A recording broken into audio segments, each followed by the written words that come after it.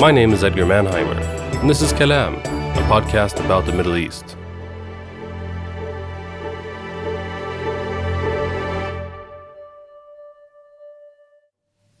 If to be frank with you, if not the Holocaust, it wouldn't have happened. Yeah. So in the 20s, you couldn't foresee a wave of millions Jews coming to here, because without the Holocaust, all this doesn't happen. Yeah. My father would have never come here. Never. That was today's guest, Gideon Levy. And we're going to return to Gideon in just a second. But first, I'd like to introduce myself. My name is Edgar Mannheimer, and I've been a radio journalist for the past 10 years. And this is Kalam, a podcast by myself and my brilliant team of researchers and producers. Kalam is Arabic for talk or discussion. Simply put, I want to talk to interesting people about the culture, history, and politics of the Arab world and the Middle East more broadly. And at this point, you may be wondering, why me? I'm from Sweden, but I grew up in Egypt and Jordan, and I speak fluent Arabic. I went to high school in the Jordanian capital Amman, and because the majority of Jordan's population are Palestinians displaced during 1948, all my closest childhood friends are Palestinian. And I consider it an honor to know that at least some of them are listening right now. I spent several years as an adult living in Cairo, working as a freelance journalist. The connections, both personal and professional, I've made over the years have provided me with an invaluable well of insight and love. And while I usually cringe at the overuse of identity politics, it would be silly of me not to mention the fact that my family name, Mannheimer, is a Jewish one. My upbringing was steeped in Jewish culture, and I have a large extended Jewish family in Sweden. The combination of my Jewish family background and the Arab culture I grew up within has allowed me to truly embrace different and often contradictory perspectives. It's because of this that I think I'm uniquely suited to host this podcast, and I say that with all humility. There's no coincidence that I chose to launch this podcast in the middle of one of the bloodiest catastrophes the Middle East has seen in decades. Israel's war in Gaza, following the October 7 attack, has now claimed over 30,000 Palestinian lives, nearly half of them children. I think understanding the Middle East has never been more important, and it's why I've dedicated the first series of the podcast to exploring the history of Palestine. I hope this podcast turns out to be a source of knowledge and understanding, and if you haven't stopped listening yet, I thank you. Now, on to the show. Je suis à la fois ahuri, bien lié par le fait que ceux qui représentent les descendants d'un peuple qui a été persécuté pendant des siècles. I'm both astonished and outraged by the fact that those who represent the descendants of a people who were persecuted for centuries for religious or racial reasons, that the descendants of these people who are today the decision makers of the State of Israel, that they could not only colonize an entire people, partly drive them out of their land and seek to expel them for good, but also, after the massacre of October 7, engage in a real massive slaughter on the populations of Gaza and continue incessantly hitting civilians, women and children. And to see the silence of the world, the silence of the United States, protectors of Israel, the silence of many Arab states, the silence of the European states who claim to be the defenders of culture, humanity, human rights. I think we're living through a horrible tragedy because we're also powerless in the face of this thing that is unleashing. At least I say, bear witness. The only thing that remains if we cannot resist concretely is to testify. Let's resist in our minds. Let's not be fooled. Let's not forget. Let's have the courage to face things head on. These are the words of the 102-year-old French Jewish philosopher and my namesake, Edgar Morin. He's old enough to have fought in the French resistance against Nazi Germany and is one of France's most revered intellectual figures today.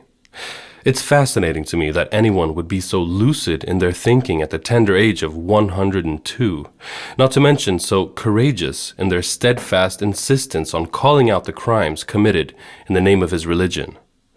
It also strikes me as rather stupefying that this 102-year-old is more coherent on current affairs than the President of the United States.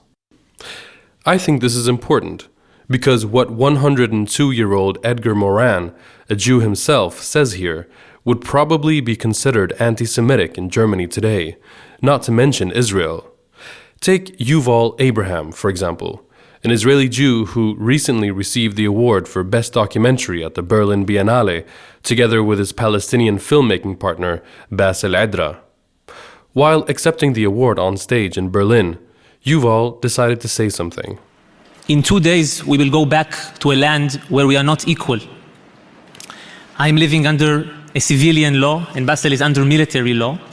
We live 30 minutes from one another, but I have voting rights, and Basel is not having voting rights. I'm free to move where I want in this land. Basel is, like millions of Palestinians, locked in the occupied West Bank. This situation of apartheid between us, this inequality, it has to end.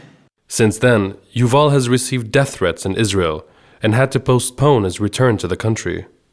The mayor of Berlin, who is not Jewish, called the incident anti-Semitic.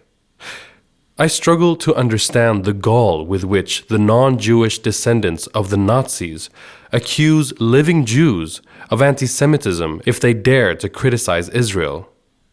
Well, in this proud vein, I'd like to present to you another famously anti-Semitic Israeli Jew, Gideon Levy. On the previous episode of the Kalam Podcast, we looked at the Nakba, the catastrophe that befell the Palestinian people in 1948 when the State of Israel was declared on the 14th of May of that year. The 14th of May is an arbitrary date for most Palestinians, as the ethnic cleansing of Palestine began long before that date and is arguably still going on. But for Israelis, the 14th of May is Independence Day. And considering our last episode and the many horrors that took place, it's almost hard to conceive that this would be celebrated by anyone. But for most Israelis, this is the day when the brave Israeli Defense Force fought back hordes of rabid anti-Semitic Arabs and created a safe haven for Jews across the globe. How is it that Israelis have come to believe this, and to what extent is Israel a safe place for Jews today? With us today to help us understand these phenomena is the renowned Israeli journalist and political dissident Gideon Levy. Through his weekly column in the center-left newspaper Haaretz, Gideon Levy provides an invaluable counterpoint to the far-right pivot that Israel has made in the past few years. Gideon, thank you for your important work and welcome to the Kalam Podcast. Thank you, Edgar. I'm happy to be with you here. Gideon, I'd like to begin by quoting one of your columns from April of last year entitled, "There is no Israeli Independence Day without the Palestinian Nakba." You write like this: Israel celebrates its founding and independence knowing it's doing so on the back, life, property, liberty, land, and dignity of another nation. It's doubtful there are many other national holidays celebrated for the disaster of another nation, while trampling on every display of its self-expression. All this is even worse since most victims of the other nation's national disaster and their offspring, that national disaster that Israel celebrates with jubilation and exultation, live under Israeli rule. Yes, this is their day of disaster, which never ends, an awful, appalling disaster, a small Holocaust. Gideon, what do you mean by this? You see, we Israelis, look only upon ourselves. We don't see anything around us. We didn't see it before 48, and we don't see it after 48. And that's attitude. This is the basic of the Israeli attitude toward the Palestinians, toward the Middle East. It starts with the famous notion that the people without land arrive to a land without people. And we really didn't see the other people, or we didn't want to see them there. But Palestine was a vivid place where hundreds of thousands of people lived for generations. We didn't see it. We didn't see when we conquered Palestine and went to this war that we call it the Independence War, and they call it the Nakba, rightly so, we didn't see the price they paid. I remember as a child in Tel Aviv passing by ruins all over Israel, never asking myself who lived here, where is he now, what happened to him, how come the Jewish families are living in his home, how come that he didn't come back to take back his property. And it took me years and years to get answers to those questions, because in Israel, nobody, at least in the 50s and the 60s, when the state was very young and very fragile, nobody would dare to raise those questions. But now when Israel is a regional empire, regional superpower, I think that those questions should be raised and should be answered. And yes, when we are celebrating Yom HaAtzmaut, this is the Independence Day of Israel, which is supposed to be the happiest day of Israel. I remember as a child, this was the one day in which my parents allowed me to come back as late as I wish, at night, no limits. This was the day of celebration, but this is a day of a terrible national tragedy which happened to our neighbors, to our fellow Israelis, because part of them are really living with us physically. And not to at least recognize it, realize it, recognize the fact that this is their day of sorrow, that's arrogance in a way that I cannot accept. Yeah, you mentioned your transformation, which I want to get back to later because I find it very interesting, and many people have gone through that kind of transformation. But if we stick to the sort of mainstream Israeli narrative, what exactly are Israelis celebrating on their Independence Day? For most of the Israelis, this is the day that the state was established. For most of the Israelis, this is the safe place, the refuge place, the rescue place for the Jewish people, the center of the Jewish life in the world, the first independent Jewish state, and the Jewish democratic state. None of this is true, by the way. While celebrating, we are doing it not only on the account of another people, but these people's suffer never stopped ever since 48. And this is so crucial to understand. It's not like they sacrificed certain things in 48, and history is going on and they should now enjoy what they have. No, what happened in 48 never stopped ever since then. The same policy, the same principles, the same oppression, nothing changed. You mentioned in your previous answer that you went through a transformation, that you yourself as a young man were allowed by your parents to stay out late on Independence Day. And for many years, I'm sure you also bought into the mainstream Israeli narrative. Can you describe what this transformation was like?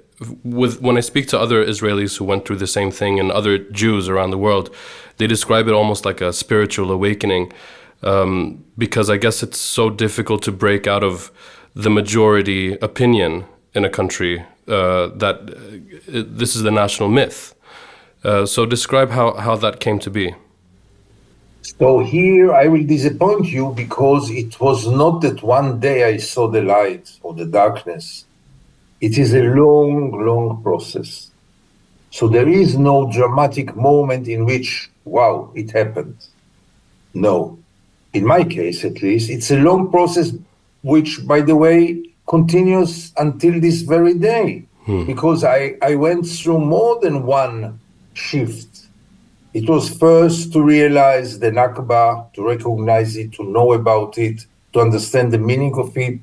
It was then to realize and recognize the cruciality of the occupation.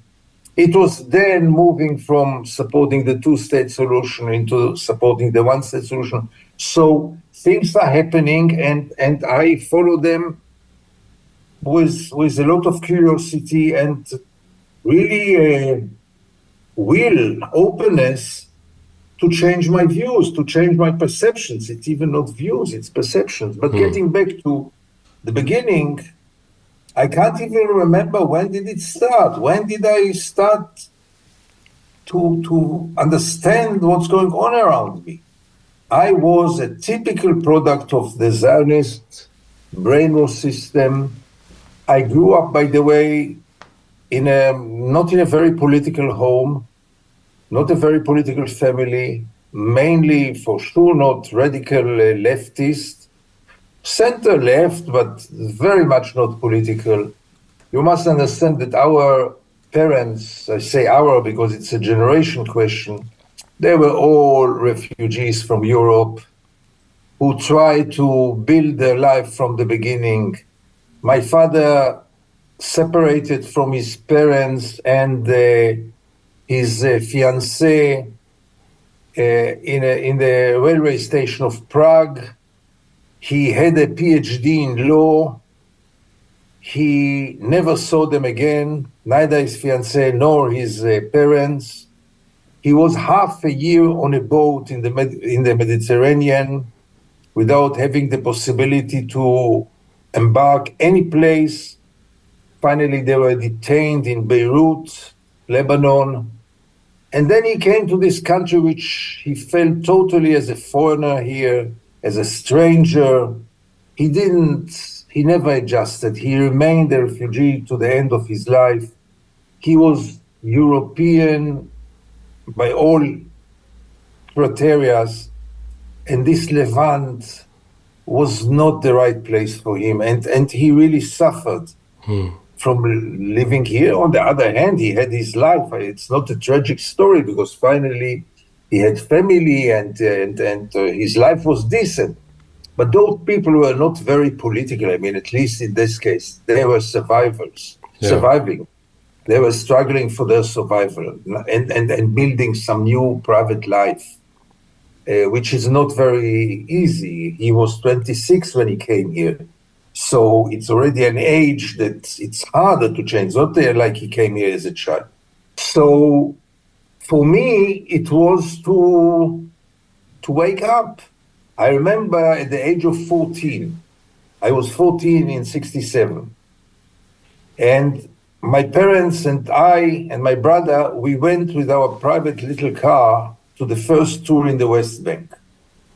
It was very, very exciting. We went to Hebron, to Nablus, to the holy places, to the Wailing Wall. Wow. You know what I don't remember at all from this tour? I don't remember seeing one Palestinian. Wow. I remember the white flags and sheets on the terraces. Everywhere there were white sheets. It was a few weeks after the war. I don't remember I saw one. I'm sure I saw, because they were there. I have no memory of seeing them at all. Wow. I just remember the places without the people. So a very efficient brainwash system at home, but mainly the education system and the media is really putting inside you those seeds of blindness. Yeah. You grow up with this blindness, and then to break it, you really need the open mind to do it, because most of the Israelis don't have this open mind all of a sudden to change the whole perception. It's not, changing your view if there is climate change or not climate change, and do you fight against it or not. That's your whole existence, your whole identity changes. Yeah. It sounds like the movie The Matrix or something, Yeah. But it was not imposed. It's not that someone played in my brain. It was just open my eyes. Yeah. If we return to the Nakba itself, can you try to get inside the mind of someone like David Ben-Gurion, who I guess was of your father's or maybe even your grandfather's generation. David Ben-Gurion, the first Prime Minister of Israel, who, according to many Israeli and Palestinian historians, actively orchestrated the ethnic cleansing of Palestine in the late 40s. Why did he do it? Or rather, how could he believe it to be justified at the time? If to be frank with you, if not the Holocaust, it wouldn't have happened. Yeah. So in the 20s, you couldn't foresee a wave of millions Jews coming to here, because without the Holocaust, all this doesn't happen. Yeah. My father would have never come here. Never. He would live his life in Europe and would never think about it. Yeah. Don't forget that Jews didn't come here for 2,000 years, even in times they could come here. Yeah, there was the rhetoric and the prayers, but nobody came here. There were very, very few Jews who lived here. Yeah. So it's not like all those pathetic descriptions of Zionism that the Jews were waiting 2,000 years to come here. No, they didn't come here. They could have come in many parts of history and they didn't do it. Yeah. They came only when they had no other choice. Do you think your father... Sorry to interrupt you, but a thought just occurred to me. Do you think that your father, had he been given the choice, would have preferred to escape or flee to another European country or a Western country rather than the Levant? Look, my father would never agree to everything I say here because he convinced himself that he is very happy in Israel and that's his place. He never complained about anything. This is my view when I'm an older man. When I look at him, it was not his way of thinking. He would say that he was very happy here. When I look at him now with perspective, I understand that he didn't find his place here. I mean, he would have been much happier in Europe. It's even small thing. He was German and he could understand certain things here. I mean, he could understand how can someone dare to call or to come between 2 and 4 in the afternoon, because this is the Schlafstunde. How can someone do it at all? He couldn't understand the concept of having an overdraft in the bank, which is in Israel the most common thing. Everyone has overdraft in his account in the bank. What does that mean? My father couldn't. Overdraft when you pull more money than you have. Oh, okay, yeah, sure. In your account. We call it overdraft. Yeah, like a credit system. Yeah, but this is even before the credit cards. It's, you have 10,000 shekels in your bank and you spend 12,000 shekels. Very normal here. So I don't think he really fit here. But he was a happy person. So I will do injustice to him by portraying as someone who was very miserable here, who was longing to Europe. He didn't want to go to Europe even for visits. Yeah. Which shows in a way that he didn't want to confront what he missed and what he lost.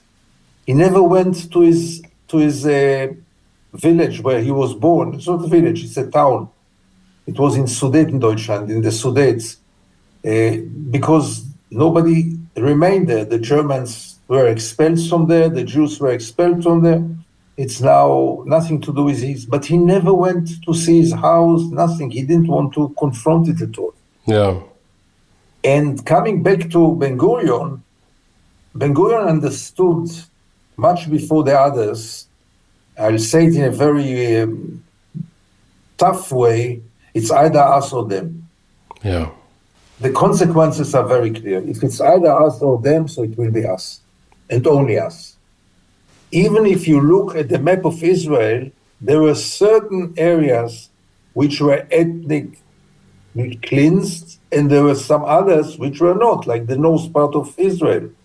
And it quite depends on the generals who were there, because Ben-Gurion was, with an historical understanding and perspective, he didn't want to be remembered as the one who committed ethnic cleansing. So he quite left it to the generals' initiatives. He gave them the idea, he gave them the impression that they should do it, but he never, you can't find really evidences of orders to expel all the Palestinians from certain areas, even though between Tel Aviv and Gaza, all the south part of Israel was totally cleansed. There's not one single Palestinian village between Tel Aviv and Gaza, along the beach, along the coast. So he, I think, understood that it's either them or us, and we should do anything possible to minimize their number. And that's, by the way, again, a principle which accompanies Zionism until this very day. And I guess what one tries to understand is how he reached that conclusion. Because it seems that he somehow, and people of his generation, had reached that conclusion before the Holocaust, before the Nazi takeover of Germany. And I mean, for sure there were certain ethnic tensions in the Middle East, but there wasn't anywhere close to the kind of anti-Semitism that existed in Europe at the time. So why was there this zero-sum game? It's either them or us. I think that it's too big of a cultural gap between them, the Europeans, and the Levant. Okay. Don't forget that all the first immigration waves to Israel, almost all, not all, but almost all, were from East Europe. Yeah. Places without any tradition of democracy. Russia, Poland, no democracy in their understanding. They were not democratic states ever. And they came here and they wanted to have East Europe here. Right. They didn't want an Arab state here, or a Mediterranean state, or a Middle Eastern state. They wanted a European state here, a European society here. Took something so basic. If an immigrant comes to your country, he's supposed to, first of all, learn the language of the country. Almost all of the head of Zionism never learned Arabic. Yeah. Never bothered to do so. This shows you everything, guys. So do you think they saw themselves as colonizers, as settlers? They wouldn't agree to it, to this definition, but they behaved like colonizers, no doubt. They behaved like such, yes. Yeah. Well, I guess the question is then, if you're not an immigrant and you're not a colonizer, then what are you? I mean, how did they see themselves? Look, the right-wingers, the religious ones, they see themselves coming back to their home. Not even, I mean, you can still hear in the right wing of Israel talkings like it's not an occupation because the people cannot occupy its own land. Talking like the whole land belongs to us for 2,000 years. We came home. This was the idea of Zionism. We came home. Yeah. And if you come home, you don't have to adjust to the neighbors because it's your home. This by far was the perception of all the Zionists. Do you consider the Nakba to be Israel's original sin? Do you feel that way as an Israeli? Totally. Without any doubts. I'll say more than this. I think that even establishing a state here could have been done in a different way. Yeah. Because I can't say that the Jews shouldn't have come here because really they didn't have where to go, most of them. Again, I'm getting to my father.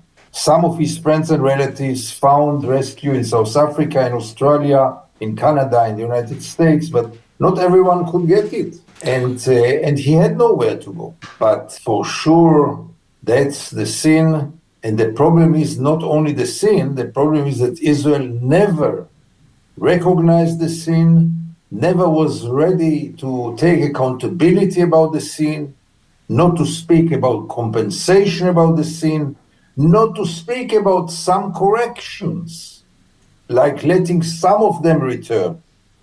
This they could have done in the first years easily. Yeah. Let some of them get back. But no, we shot them. In the 50s, we shot anyone who tried to get back to his village or house. We just shot them. Do you think that if Jews living in Eastern Europe or Jews living under the Third Reich had been given the choice or the ability to, or had been accepted in other Western countries, that they would have chosen to go there instead of going to Palestine? Because there were put in place immigration restrictions in the late 30s. And despite the fact that there was this conference in France in 1938 to try to address the problem, which it then was considered, of Jews living in Germany and Austria, and not one single country agreed to accept one single Jewish refugee. If things had played out differently, do you think that many more European Jews would have gone to a Western country that was familiar to them instead of going to Palestine? So first of all, part of them did so. There was a core of Jews who already believed in the 30s in the Zionistic idea. And they for sure would prefer Palestine. I mean, the first waves of immigration were very Zionistic because they came out of choice. They didn't have to leave Europe until the early 30s. Those who came before, for sure. I mean, Ben-Gurion came in the beginning of the century. Came with a Zionist conviction much before everything started. So there were many ideological immigrants who came here in order to put some foundations for a Jewish state here, no doubt. I'll give you an example. When the Russians, the Soviet Russia, opened its gates to the Jews, Israel insisted that all the Jews who leave Russia land first in Israel, because they knew that some of them, most of them, would rather go to the United States, and wanted to make it harder for them. But it was really a fight that they will land first of all here, which means that they knew that many of them would, I don't know if the majority, maybe the majority of the Russian Jewry in the 70s would have gone to the United States, and some of them obviously went. So same about those years. I can tell you definitely my father wouldn't have come here. That's for sure. But Ben-Gurion would have come here because he was a Zionist. A very convinced one.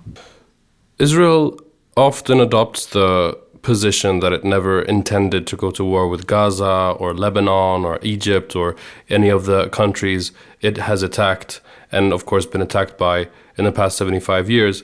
It maintains that it's a country that defends itself. When it comes to the Nakba, Israel had already expelled 250,000 Palestinians before any Arab army declared war on it in May of 1948. How does Israel justify this, or the main narrative?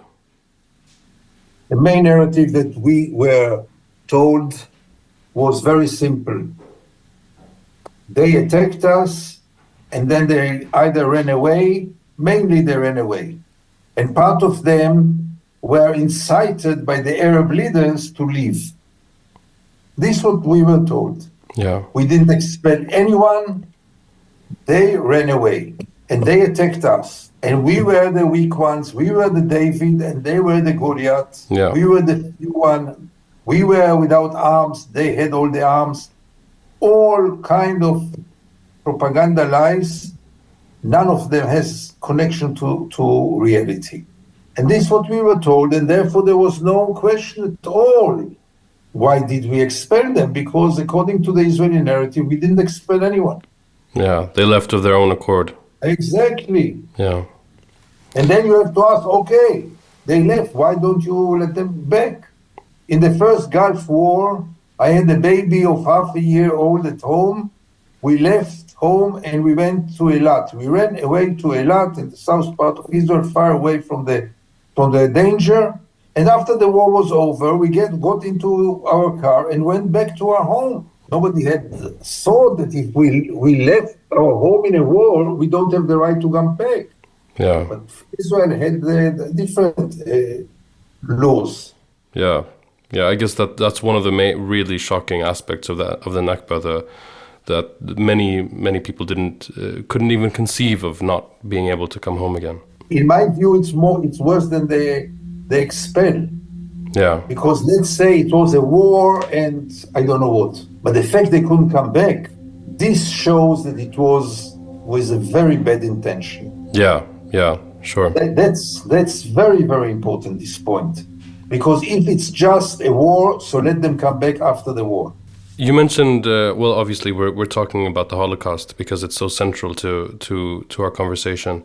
And you mentioned your father barely escaping it and his entire family being wiped out in it. It's obviously a sensitive subject, but it's also something that's used and manipulated by certain people in order to not be able to criticize Israel at all. And you called the Nakba a small Holocaust or a little Holocaust in one of your columns. How do you feel when people accuse those who at this point dare to use the Holocaust as a comparative example when they call that rhetoric anti-Semitic? How do you respond to that? Look, that's the most efficient Israeli propaganda. And they started it quite late, only in the last 10 years or so, labeling anyone who is daring to criticize Israel as an anti-Semite. It's very hard to criticize Israel because immediately you are labeled as an anti-Semite. And who wants in Europe to be labeled as an anti-Semite? And same in many other countries, it became almost criminal to criticize Israel. It's unbelievable. Not to speak about putting sanctions over Israel or calling to boycott Israel is perceived as anti-Semitism. While it's not only legitimate, it's appreciated to boycott Russia, to boycott all kind of evil regimes in the world, to boycott the meat industry, to boycott the sweatshops in Southeast Asia. That's really signs of good citizenship, of values, of consciousness. But when it comes to calling to boycott Israel, it is illegitimate and many times even illegal in certain countries. Yeah. So this manipulation of Israel using the Holocaust for its own political goals really annoys me a lot, because I see how Europeans are scared to raise their voices. Yeah. When one reads about how the Zionist militias in 1947 and 1948, they were actively searching for a pretext to go to war with Palestinians and kick them off their land. And it was quite difficult to find in many cases because rural Palestinians in particular just kind of went on with their lives hoping that this crisis would go away. But one pretext or justification that was given was to give the green light to attack and in many cases kill any Palestinian that had taken part in the 1936 revolt, which was mainly aimed at the British but also against Zionism. And when you look into the casualty figures of that revolt, I think 260 something British officers were killed, 500 Jews were killed, and 5,000 Palestinians were killed. Using this as a pretext for the ethnic cleansing in many cases of Palestine, it's hard for me to make sense of it. Can you explain that?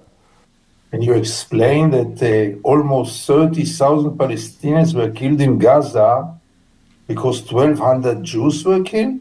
It's unbelievable how those analogies are precise and nothing changed. 1,200 Israelis were slaughtered in a brutal way on the 7th of October 2023. Does this justify killing of 30,000 Palestinians, 11,000 children? Same. Yeah. And therefore it is so terrible because nothing changed ever since then. Israel will always give itself a green light to commit any crimes based on some atrocities that were done against Jews or Israelis. Nothing changed. Israel claims to be a multi-ethnic and a multicultural country with Jews from Europe and Africa and Asia, but the early Zionists were dominated by European Ashkenazi Jews. And these are the same people that we've been talking about who went on to perpetrate the Nakba. Who were these Zionists? And obviously it was different kinds of people. I mean, obviously you had ultra-Orthodox Jews that came strictly for religious reasons, and you had nationalists that came with a clear intent on creating a state. And I mean, who were these people and what were they motivated by?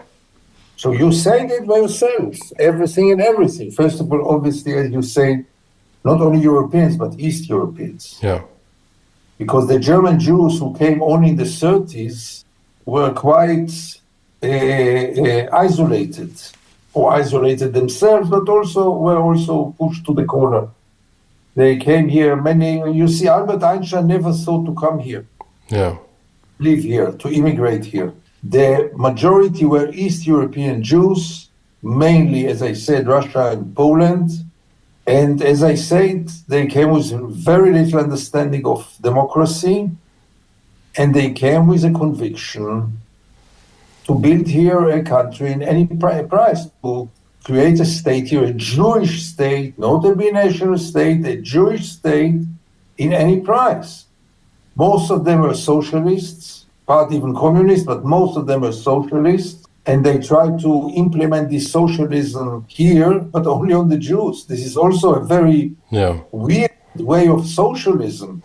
When you put it only, they never cared about the rights of the Palestinian workers. When you speak about socialism, never. It was only about the Jews. And they created they implemented some wonderful ideas. The kibbutz, the cooperation, the moshav.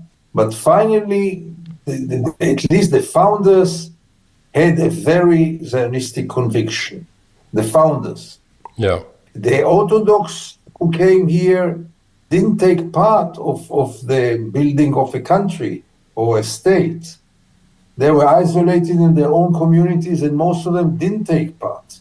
And later on in the 50s, started to come the Jews from the Arab states, which are discriminated until this very moment.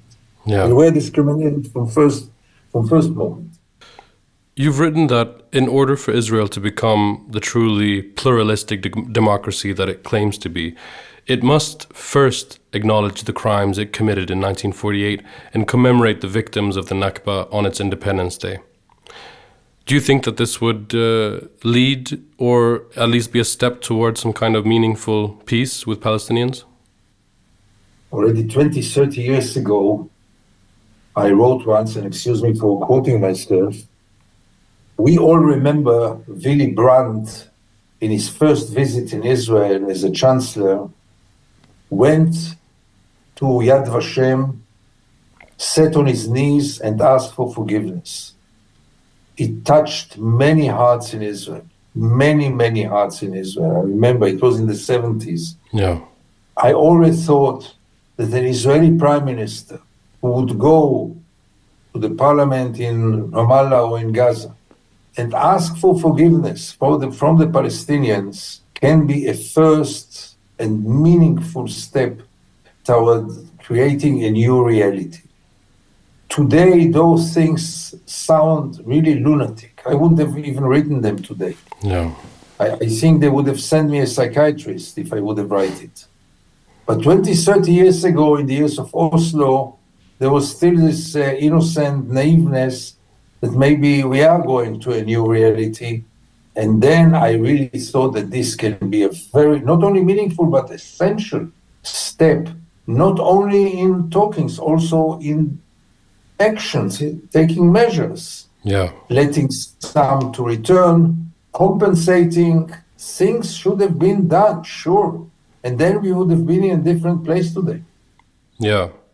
And at the time, I assume that you were in favor of a two-state solution. But since then, you've changed your views according to realities on the ground, and now you support a one-state solution.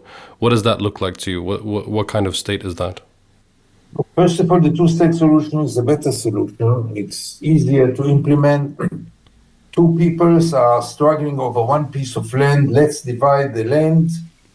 And also there is a question of self-determination. The Jews want a Jewish state. The Palestinians have the right for a Palestinian state. Deal done.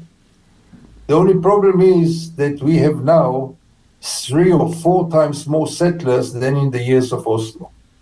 They tripled or maybe even more. We have 700,000 Jewish settlers in the West Bank and East Jerusalem. Nobody is going to evacuate them because they are the strongest political group in Israel, the strongest and the most violent one. Yeah. If no one is going to evacuate them, there is no room for a Palestinian state, for sure not for a viable state. And then you have to ask yourself, okay, if not this, what else can it be? The one state exists now 55 years, 56 years. Me and a journalist in Gaza and a journalist in Jenin, we are all under the same government. Yeah. So right now it's maybe far-fetched, but by the end of the day, as simple as that, equal rights between the river and the Mediterranean, between the river and the sea, equal rights to everyone who lives there. Yeah. Like any Swede has equal rights with other Swedes, any Israeli or Palestinian who lives in Israel-Palestine should have the same rights. But right now, nobody is listening. Do you think in order to achieve that Israel would have to give up its identity as a Jewish state? No other way. With all the respect, you cannot have it all. Yeah. If you want a Jewish state, which I couldn't care less, it's either Jewish or democratic right now. It cannot be both. If you are Jewish, you are not democratic. If you are democratic, you are not Jewish. Because we are 7.5 million Palestinians and 7.5 million Jews between the river and the sea.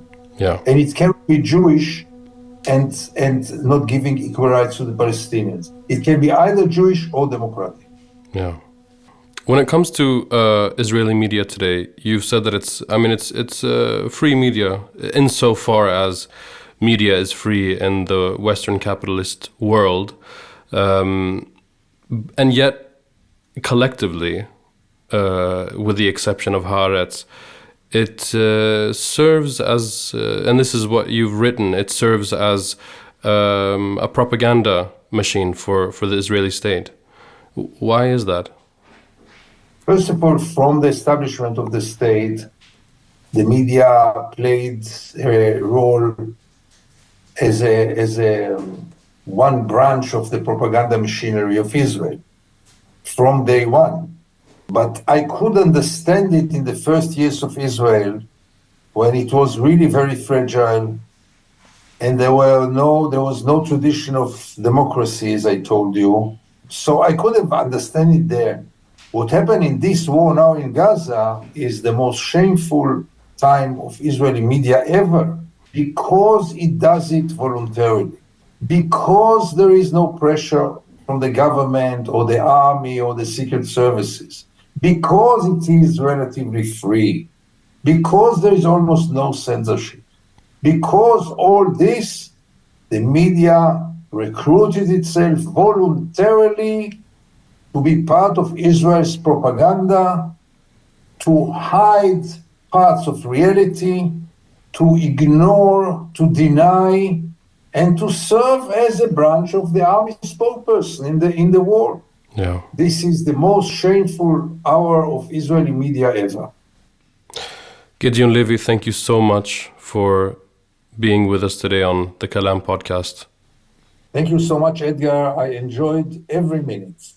So did I. Thanks. Every minute of your clever questions, your knowledge, and it was also challenging for me. Yeah, thank you so much, Gideon. I really appreciate that.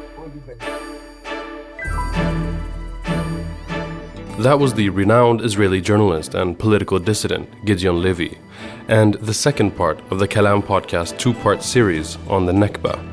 I hope you enjoyed it. For more of Gideon's writing, check out his weekly column in the Israeli newspaper Haaretz. Next week, we're going to look at the 1967 war, the rise and fall of Arab nationalism, the birth of the PLO and the Palestinian guerrilla resistance, and the Israeli occupation of Palestine.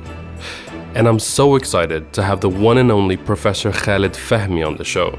He's a renowned Egyptian historian and has written extensively on the 1967 war.